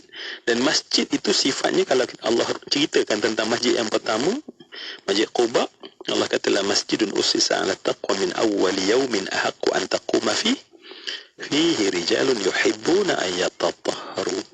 Allah menyebutkan tentang dalamnya ada lelaki-lelaki yang suka untuk yatatahharu. Allah terus jawab, wallahu yuhibbul mutahhirin. Allah suka orang yang membersihkan dirinya. Jadi seolah-olah kita buat tadi Ustaz nampak di soal akidah, sebab memang ulama pun kata kalaulah asas ilmu ni ialah akarnya akidah, buahnya adalah akhlak ya. Merasai bahawa kita penyucian hati itu, tazkiyatun nafas itu adalah merupakan buah yang patut daripada akidah yang mantap tadi. Baik, kita masih ada masa. Ustaz mungkin melihat sudut lagi yang kami nak tengok selain daripada akidah yang Ustaz sentuhkan tadi tentang Nabi. Baik, saya nak sambung sikit apa yang disuruh Ustaz Fadil Ustaz Izmi tentang isyarat daripada terbelah atau dibelahnya dada dengan Rasulullah SAW. Sebagaimana diriwayatkan oleh Imam Al-Bukhari dalam fanazala Jibril fafurija sadri, dibelah dadaku, dan summa ghasalahu fafaraja sadri, maka Jibril belah dadaku, summa ghasalahu bima'in zamzam, kemudian dibersihkan dengan air zamzam, summa ja'a bi tastin min zahab, dibawa satu bekas air yang bekas daripada perak, air daripada emas, mumtali hikmatan wa imanan, penuh padanya hikmah dan iman. Fa afraghahu fi sadri, dituang dan dilimpahkan ke dalam dadaku, summa atbaqahu, kemudian ditutup. Al-Imam Abdul Halim Mahmud rahimahullah memberi isyarat bahawasanya permulaan jalan daripada peristiwa belah dada Rasulullah. Ini betul macam Ustaz Izmi sebut tadi, hati Rasul dah bersih, Rasul sempurna, tapi ini adalah isyarat kepada umat. Sebelum kamu nak berjalan sampaikan diri kamu pada Allah, bahkan sepanjang perjalanan kita untuk sampai pada Allah mesti bermula dengan taubat terlebih dahulu. Pembersihan hati bagi umat adalah dengan taubat. Pembersihan hati bagi umat adalah dengan taubat. Sebab bila kita melakukan dosa, kita beristighfar kepada Allah, akan dihapuskan kesan hitam dosa itu dengan keberkatan istighfar dan permohonan ampun kita pada Allah. Bahkan Tuan Syekh sebut ajaibnya urusan taubat ini ataupun memohon keampunan pada Allah bukan sekadar pada permulaan sesuatu perjalanan, bahkan semua tindakan-tindakan dan aktiviti kita. Kalau kita tengok kalau doa makan, kalau ada doa naik kenderaan, riwayat dia semuanya akan berkait dengan memohon keampunan. Kalau kita baca doa naik kenderaan, ada riwayat yang kita minta ampun pada Allah. Kita nak tidur pun kita mohon keampunan pada Allah. Jadi persoalan taubat itulah persoalan yang menjadi satu. Pertama dia asas, dan yang kedua dia adalah sebagai bekalan perjalanan kita sepanjang kita nak bertemu dengan Allah. Saya nak petik sebuah hadis, contoh bagaimana yang Rasulullah sebut tentang bersihkan hati. Salah satu lagi perkara seling pada kita bertobat pada Allah yang disebut oleh seorang ulama tafsir besar zaman kita ni, Syekh Abdullah Sirajuddin rahimahullah. Disebut tentang persoalan membersihkan hati. Nak bersihkan hati daripada apa? Yang pertama, bersihkan hati daripada kekufuran. Tentulah itu nombor satu lah. Bersihkan hati daripada kekufuran. Yang keduanya, dibersihkan hati dia daripada keraguan-keraguan, syubhat-syubhat yang timbulkan terhadap agama Islam. Dengan cara kita belajar, kita mendapatkan jawapan terhadap kekeliruan-kekeliruan kita supaya kita yakin dengan perintah agama kita ni. Dan yang terakhir tentulah bersihkan hati daripada syahwat nafsu kita ni, ke syahwat nafsu dunia, nafsu dan sebagainya. Antara yang disebut dalam panduan praktikal ni, minta izin pada Ustaz dan juga DJ kita baca sikit hadis daripada Sayyidina Anas bin Malik. Sayyidina Anas adalah sahabat yang paling banyak, antara yang banyak berkhidmat kepada Rasulullah SAW daripada kecil. Qala li Rasulullah SAW, Rasulullah SAW berkata kepadaku, ya bunai, wahai anakku, in qadirta, kalau kamu mampu, in qadirta an tusbiha wa tumsi, untuk kamu berpagi-pagian dan berpetang-petang, maksudnya pagi sekali, petang sekali ataupun malam sekali. Laisa fi qalbika, tidak ada dalam hatimu. Maksudnya Rasul isyarat pada bersihkan hati. Buang daripada hati kita. Laisa fi qalbika ghishun li ahadin faf'al. Untuk kamu keluarkan, kamu bersihkan daripada hatimu tu ghishun terhadap seseorang pun, maka buatlah. Disebut oleh Al-Imam Al-Mubarakfuri dalam syarah yang masuk, ghish adalah perasaan yang menginginkan keburukan kepada sesama saudara. Hasad dengki, marah, tak suka, niat-niat yang buruk terhadap saudara-saudara mukmin itu, Rasul kata apa? Wahai Anas, buang. Kalau mampu buang, setiap hari buang. Setiap pagi buang, setiap petang buang. Maksudnya bersihkan hati kita daripada perkara-perkara yang ni. Rasul sebut setiap pagi dan setiap petang. Maksudnya sepanjang masa kita berusaha untuk satu, kita bermohon keampunan daripada Allah, istighfar, bertaubat dari dosa-dosa, dan kita bersihkan hati kita daripada perkara yang disebut sebagai amradul qulub, penyakit hati ini disusun oleh para ulama dalam kitab-kitab tasawuf.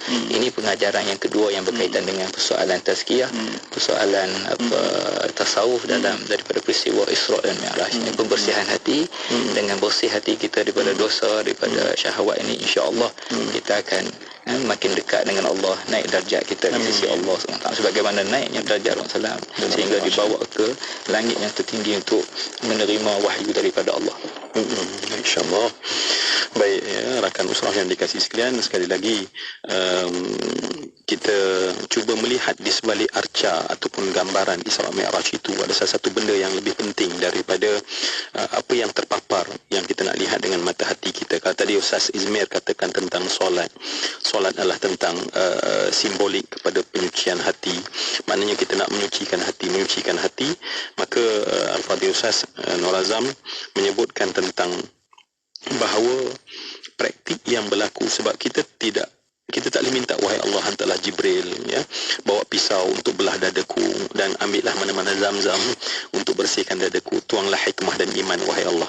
Tetapi bagi kita, ya, pisaunya, bejana emasnya adalah kalimat taubat itu sendiri.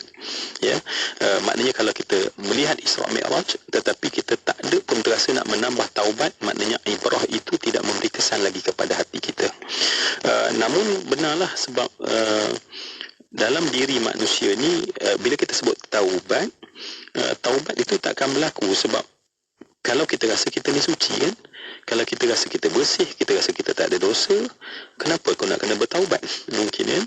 Sedangkan Masya Allah, tatkala Nabi Adam turun ke atas muka bumi, kalimat yang sentiasa keluar daripada datuk kita yang pertama adalah, datuk kita semua ni sekarang, kita berkongsi datuk ni, ya, Nabi Adam dan Siti Hawa. Allah kata qala, kedua-duanya berkata Rabbana zalamna anfusana. Maknanya taubat ni bermula dengan i'tarafna.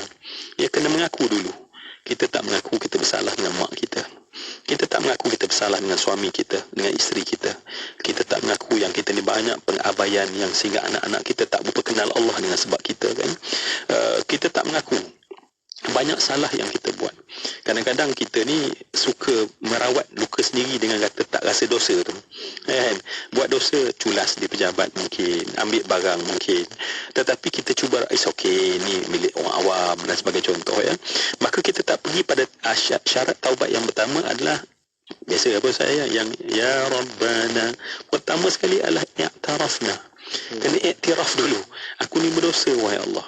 Nak iktiraf tu kena nampak dosa apa aku terlebih dahulu. Dan inilah yang Ustaz sebutkan tadi, di sini perlunya ilmu. Kalau tak ada ilmu, rupanya ya Allah, kita ni hasad kat orang banyak rupanya kan. Kita rasa sakit hati kat orang banyak ya. Sehingga ada ulama menyatakan bahawa kalau orang cerita, katalah orang datang kat saya, cakap Ustaz Izmir tu kan, dia dapat beli rumah baru. Kita tak rasa apa pun. Ustaz Izmir tu happy. Yang pindah Sepang dapat rumah baru mestilah happy. Kan? Tapi kita yang dengar cerita tak ada rasa apa. Hasad telah ada dalam hati kita. Setara tu bukan macam geram lah dia beli. Dah tak payah. Tu dah memang dah mula dah pokok tualang dah tu. Dah mula besar, dah tunggu masa je. Nah, kerana aku akan cerita kat orang, ini duit mana dia ambil ni dan segala macam. Maknanya kalau tak disuluh dengan ilmu tadi yang kata Syekh Abu Hasan Syazili tu kan, yang dikata man lam yataghalghal bihadhil ulum mata musiran 'alal kaba'ir wa huwa la ya'lam. Kalau tak disuluh benar-benar dengan ilmu yang Ustaz Izmi sebut tadi, ilmu tasawuf tadi kan, ramai orang mati dalam keadaan kabair, dosa-dosa besar. Ya, hasad bukan dosa besar, bukan dosa kecil. Ya, kibir, dengan sebab kibir itu iblis dilaknat oleh Allah, bukan dosa kecil. Tapi kita tak sedar rupanya kibir ada dalam hati kita. Kenapa kita disalut dengan jubah kita, disalut dengan kopiah kita, orang puji-puja kita, maka kita tak sangka bahawa mazmumah. Jadi baik, masya-Allah. Jadi penyucian tadi sama ada dengan taubat dan kemudian penyucian daripada sifat kufur, syubuhat, ya, syahwat, ghish, yang itulah sebenarnya perjuangan seorang mukmin sebenar, ya, supaya maqam yang tinggi yang Allah angkat kepada Nabi sampai kepada kita, dengan sebab kita buat benda yang sama dengan kita membersihkan hari demi hari, ya. Rish ni kadang-kadang bukan dengan orang lain pun, dengan orang dekat dengan kita kan, rasa tak nampak kebaikan yang ada pada anak kita, pada pasangan kita. Dan inilah rakan usrah pada rakan pejabat kita. Jadi kita cuba latih insya-Allah dengan berkat musafir Nabi itu yang sangat luar biasa, maka luar biasakan dalam hati kita. Ustaz Zmir juga pasti nak menambah berkongsi insya-Allah. Mungkin sikit je kot masa yang di hujung ni saya nak sebutkan, bila mana habis berlaku Isra' dan Mi'raj itu, kita nak ambil daripada sudut figura yang memang betul-betul sama-sama dengan Nabi, itulah Abu Bakar Siddiq. Di mana Abu Bakar inilah yang membenarkan peristiwa berlakunya peristiwa Isra' dan Mi'raj, sebab diriwayatkan memang Abu Bakar tak ada waktu Nabi ceritakan di Hijri Ismail tu. Jadi pada ketika itulah mereka ni nak dengar daripada Abu Bakar.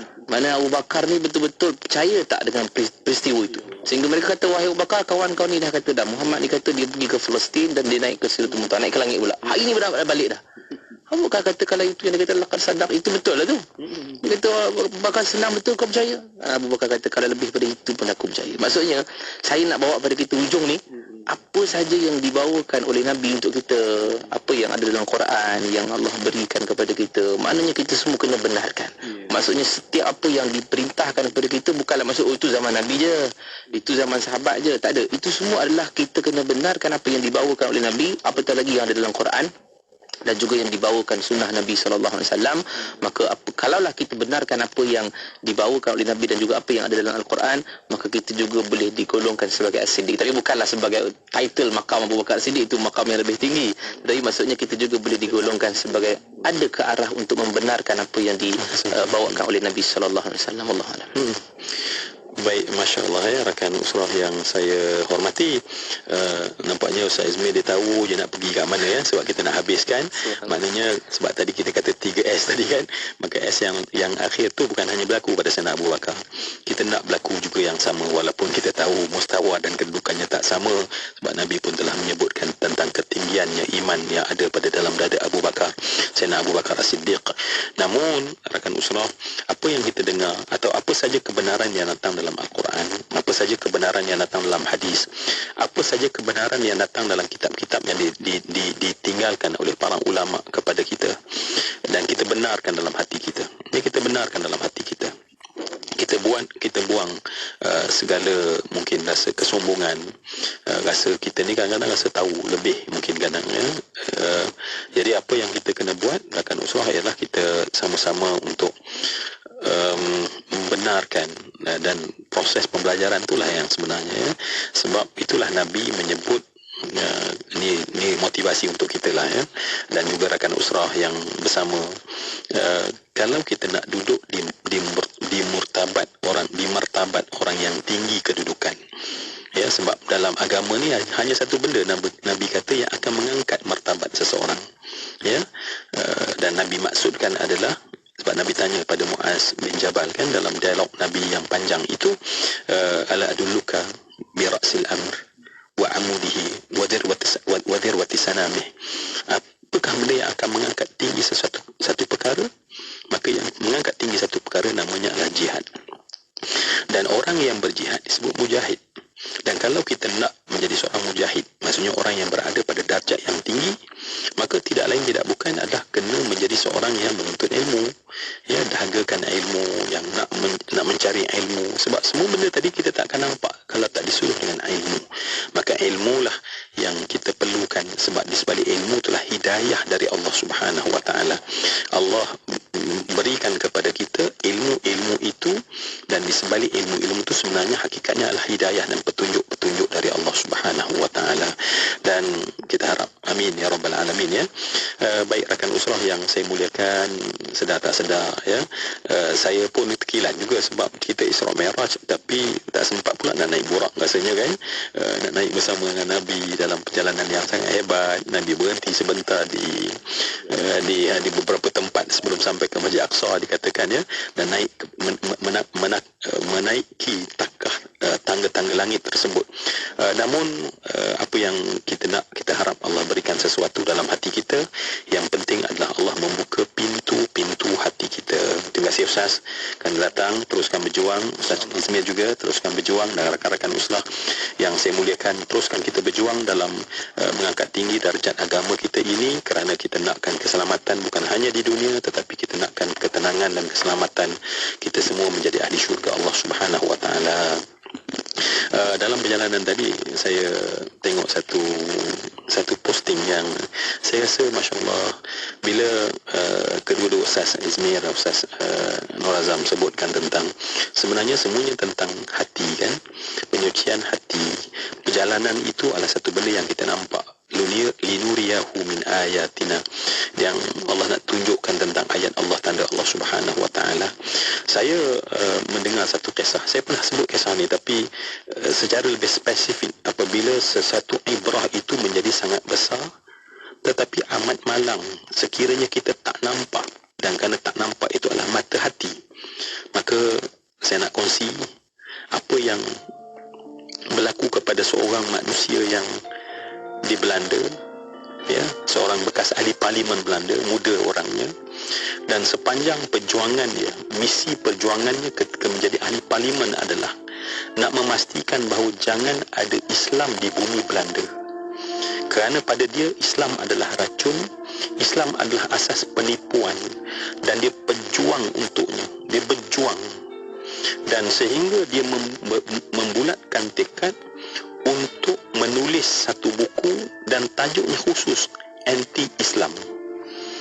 Dan oleh kerana dia mula nak menulis, dia kena mencari banyak bahan, ya, sebab kita tak boleh menulis satu buku melainkan kita kena membaca, dan kemudian kita tumpahkan bacaan kita tu pada apa yang kita tulis sendiri. Sampailah dia kata sebab dia sendiri telah melompat, membuat pencarian rohani yang dalam daripada satu agama ke satu agama, namun dia tetap percaya bahawa Islam adalah sebuah agama penipuan. Tetapi pembacaan tersebut, sebab apa yang dia percaya ialah bukan apa yang ada pada agama itu sendiri. Namun sangat menarik hidayah Allah Subhanahu Wa Taala, rakan usrah yang saya kasih sekalian. Dia kata berlaku satu hari ketika di hadapan meja dia tu buku begitu banyak dan jatuh, rak dia runtuh.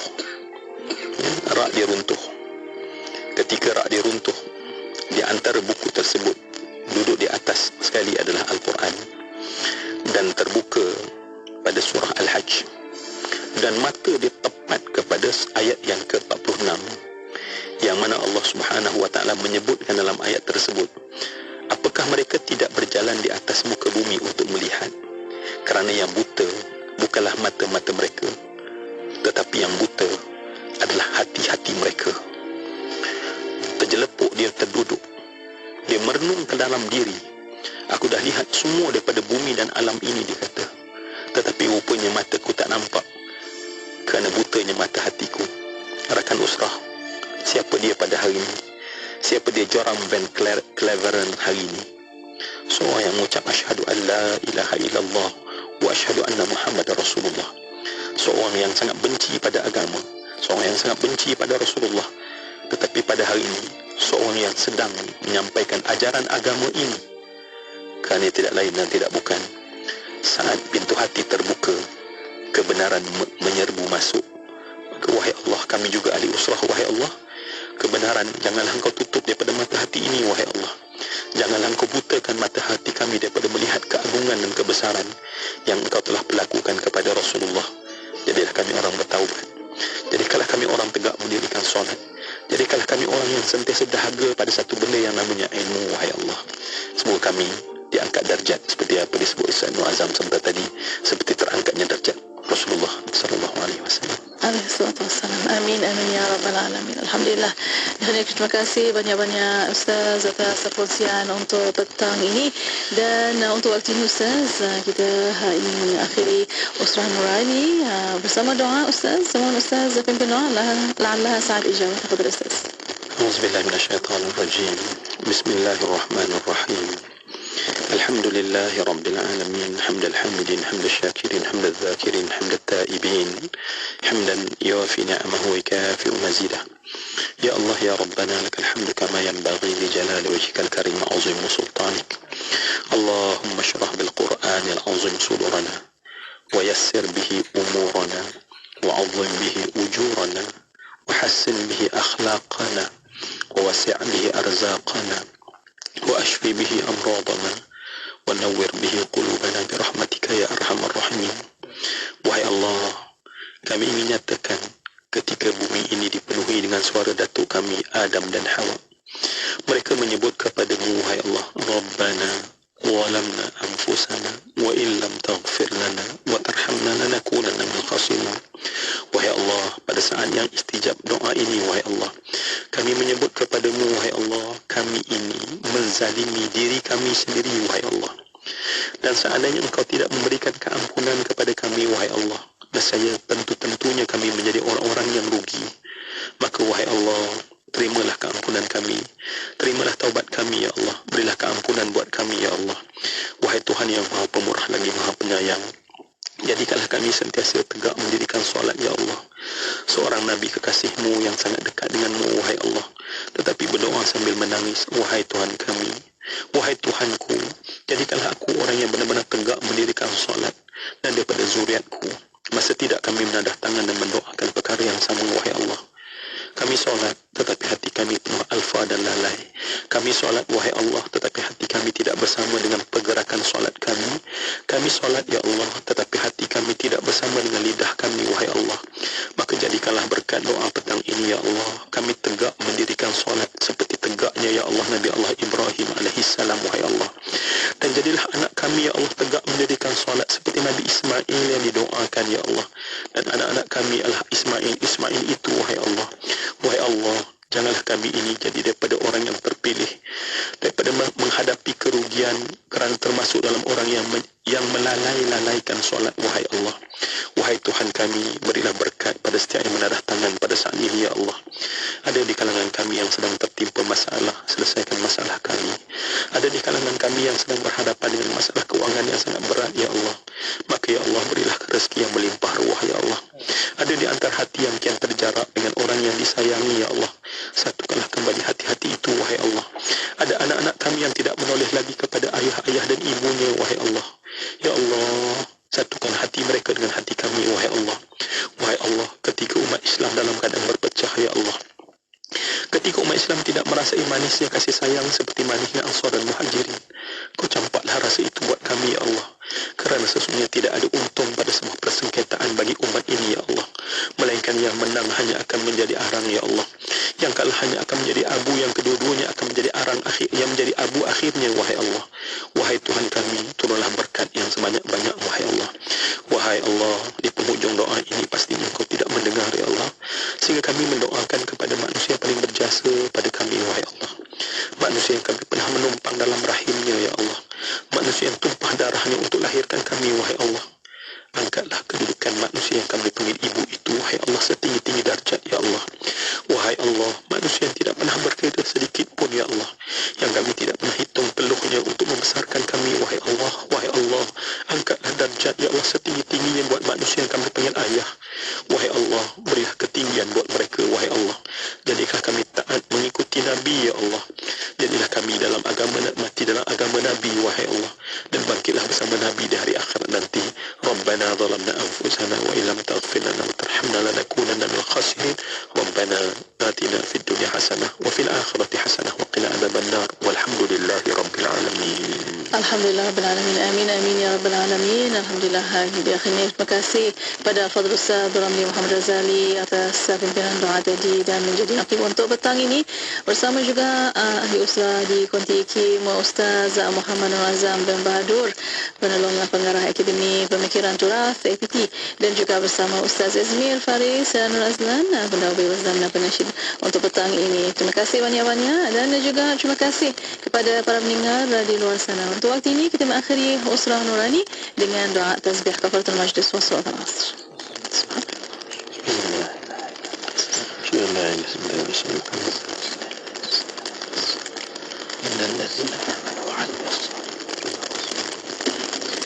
Alhamdulillah.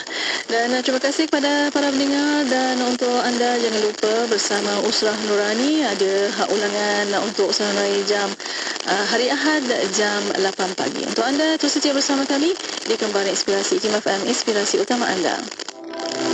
Tidak kira di mana jua, kami sentiasa bersama anda. IKIM FM, inspirasi utama anda.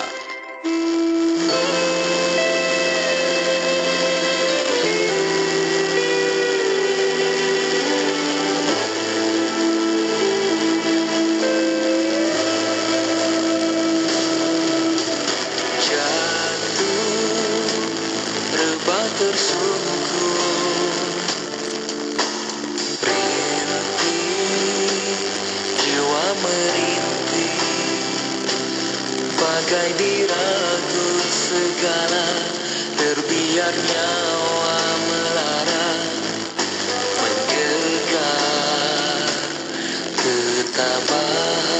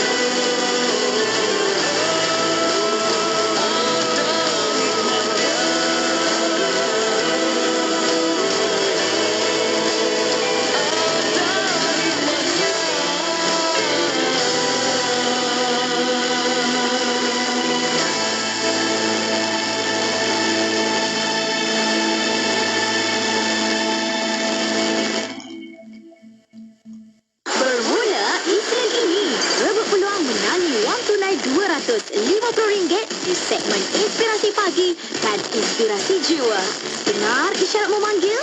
Hubungi 03-6205-1500. Berikan kata laluan inspirasi utama anda. Jawab soalan dengan tepat dalam masa 10 saat. Wang tunai RM250 atau jumlah terkumpul milik anda. Mengerjakan umrah dan fardu haji, pelancongan pelbagai destinasi, untuk berkhidmat dan efisien yang besar. GH Travel untuk anda.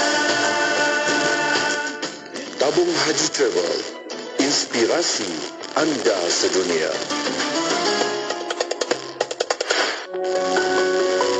Satu jam setiap hari, membangun motivasi diri. Dengarkan alunan ayat suci Al-Quran, zikir serta selawat yang menenangkan, dan seruan azan dalam Renungan Hikmah setiap hari 7 hingga 8 malam di IKIM FM, inspirasi utama anda. Cikgu Halim, buku pendidikan dan peradaban dah baca? Belum. Best ke? Memang best. Cerita pasal hubungan pendidikan dengan peradaban. Ada 5 topik penting. Dari pandangan alam sampai cabaran nilai digital sekarang. RM20 ada. Murah tu. Ada pasal tradisi Islam tak, Cikgu Zain? Ada. Konsep adab dalam pendidikan. Seronok baca. Cara diorang kaitkan dengan ilmu dan akhlak. Okey. Nak beli mana? ikiniaga.my atau aplikasi Shopee. Boleh WhatsApp juga. 011-5769-5400. Baguslah. Nak beli sekarang. Nanti boleh kita bincang lagi, Cikgu. Boleh sangat. Nanti kita diskusi bersama ya, Cikgu. Ikuti kami di X @ikimfm_my. Subhanallah. Taubatlah kami sebelum terlambat. Taubatlah kami sebelum terlambat. Taubatlah kami sebelum terlambat. Taubatlah kami sebelum terlambat. Waktu menyinari, alam pun menghiasi, cahaya yang berada semakin pudar. Begitu hidup kita akan juga kembali saat yang tak dijangka.